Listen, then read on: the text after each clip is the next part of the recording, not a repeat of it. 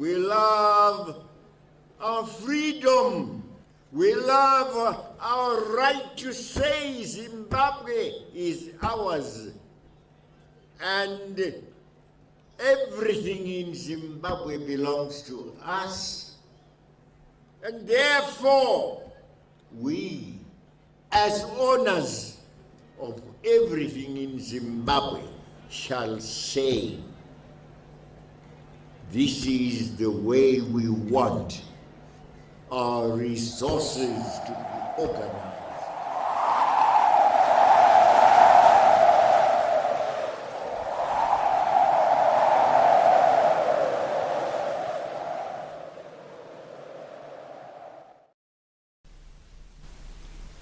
Bonjour internautes, j'espère que vous avez passé une merveilleuse semaine et je vous souhaite la bienvenue à l'information africaine.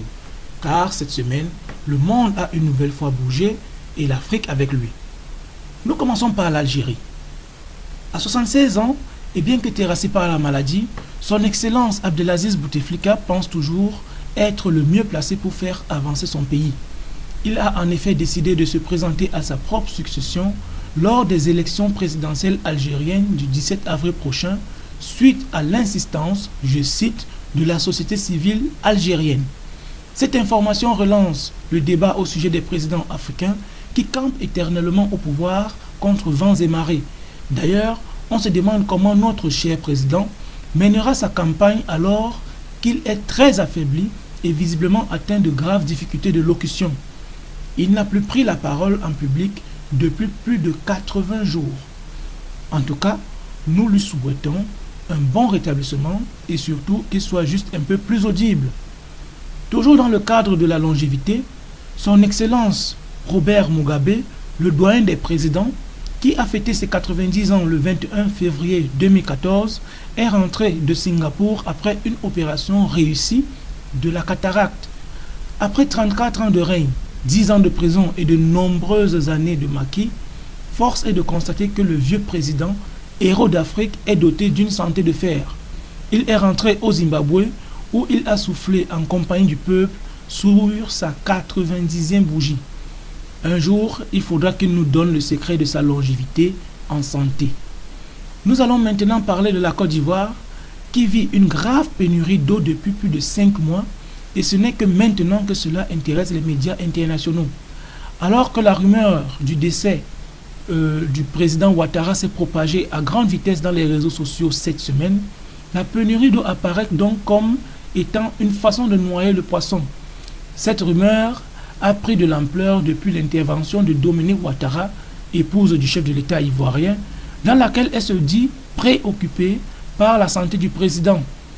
Le site web Diaspo TV retranscrit une conversation téléphonique qu'il a eue avec la première dame de Côte d'Ivoire.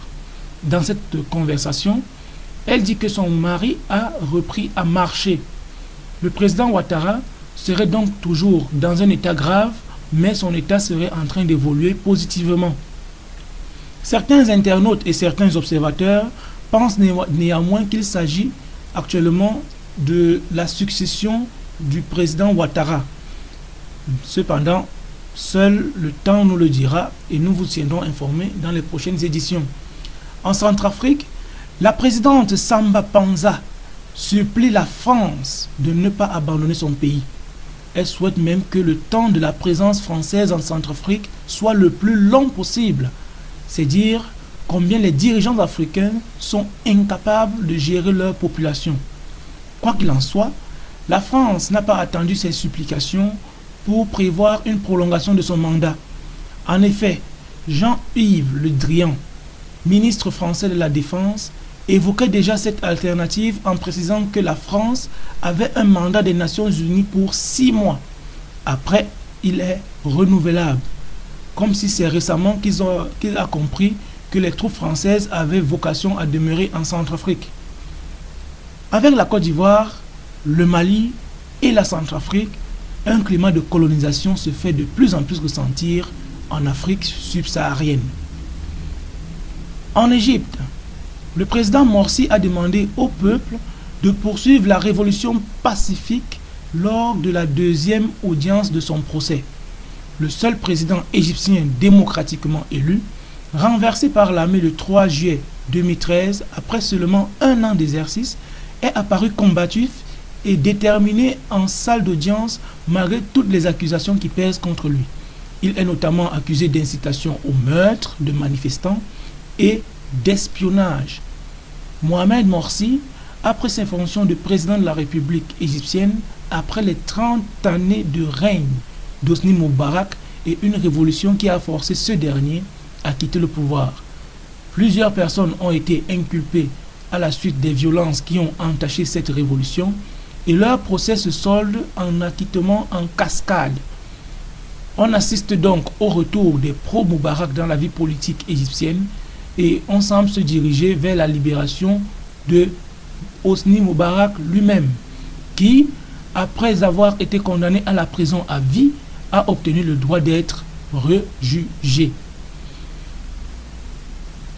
Concernant les autres actualités africaines, nous allons parler d'Oscar Pistorius, l'athlète paralympique sud-africain qui a été inculpé pour le meurtre de sa petite amie. Il sera jugé le 3 mars 2014 et sa situation se présente assez mal. Le parquet sud-africain affirme avoir assez d'éléments pour démontrer que Pistorius aurait eu des activités sur le web alors qu'il prétend avoir passé une soirée en amoureux avec sa petite amie le jour du meurtre. Si la thèse du parquet est retenue, la crédibilité de Pistorius sera mise à mal et ce dernier aura un pied en prison. Au Sénégal, le gouvernement a décidé de suspendre ses importations d'oignons à compter du 23 février 2014. Dans ce pays grand consommateur d'oignons, les oignons importés ont souvent empêché des pénuries. Or, la production d'oignons locales est en forte hausse ces dernières années et la concurrence avec les oignons importés est de plus en plus rude. Cette décision qui vise à favoriser la consommation des produits locaux est évidemment saluée par les agriculteurs sénégalais. Nous espérons que ce genre de mesures stratégiques se multiplient en Afrique pour favoriser les producteurs locaux. En Libye, moins d'un tiers des électeurs se sont inscrits dans les listes électorales. Cette faible participation était prévisible, vu la grande déception ressentie dans la population et l'insécurité toujours plus grande depuis le lâche assassinat du guide libyen Muammar Kadhafi. Nous espérons que le peuple reprendra son destin en main. Au Nigeria, malgré les nombreux coups portés à la secte Boko Haram, ses combattants tiennent bon et prévoient même des attaques dans le sud du pays. C'est leur chef, Abubakar Shekau, qui l'a annoncé dans une récente vidéo. Le mois dernier, Goodluck Jonathan, le président du Nigeria, a remanié l'armée pour plus d'efficacité. Mais pour le moment, Boko Haram continue de sévir. Enfin, nous allons rappeler quelques dates importantes. Le 17 février 1807 était promulguée la constitution de l'État d'Haïti par Henri Christophe. Cette constitution ratifia la scission du nord et de l'ouest d'Haïti. Le 21 février 1965, Malcolm X était assassiné par des hommes armés lors d'un meeting à New York aux États-Unis. C'était donc le souffle de la semaine. Restez attentifs à l'actualité et à la semaine prochaine.